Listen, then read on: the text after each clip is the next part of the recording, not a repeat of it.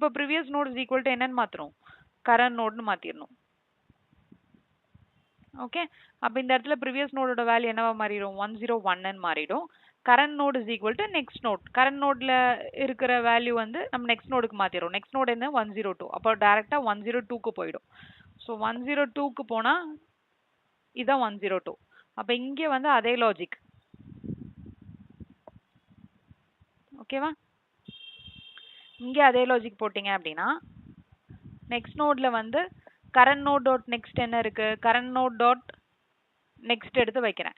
அப்போ 103 நம்ம ப்ரிசர்வ் பண்ணிடுறோம் ஃபர்ஸ்ட்.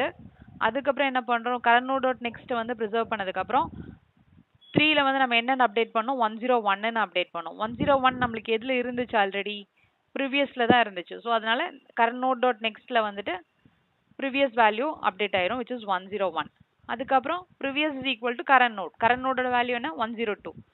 ஸோ 102 இங்கே வந்துடும். அப்புறம் current node is equal to next node, அப்போ 103க்கு வந்து எனக்கு மூவ் ஆயிடும். ஓகே, 103க்கு போனீங்கன்னா எனக்கு 103 வந்துருச்சு, 103 வந்தாச்சு. ஸோ 103ல வந்து பார்த்தீங்கன்னா எனக்கு கரண்ட் நோட் டாட் நெக்ஸ்ட்ல வந்து பார்த்தீங்கன்னா நெக்ஸ்ட் நோட் வந்து எனக்கு நல்னு இருக்கு, நல் தான் ஸ்டோர் ஆகும்.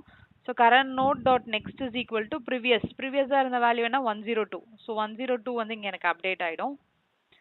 Previous is equal to current node, previous equal to current நோட்னா இங்கே ப்ரீவியஸ் 103, அதாவது கரண்டா இருக்கிற நோடோட வேல்யூவை நான் ப்ரீவியஸா வச்சுக்கிறேன். எதுக்குன்னா நெக்ஸ்ட் நோட் வந்துச்சுன்னா அதுல யூஸ் பண்ணிக்கிறதுக்கு. ஸோ அப்போ current node is equal to next node அப்படிங்கிற லாஜிக் வரும்போது நெக்ஸ்ட் நோட் என்னது எனக்கு நல், கரண்ட் நோட் டாட் நெக்ஸ்ட்ல என்ன இருக்கு, நல் தானே இருக்கு. ஸோ நல். ஓகே, ஸோ அப்போ எனக்கு நல்லுக்கு போயிடும். So current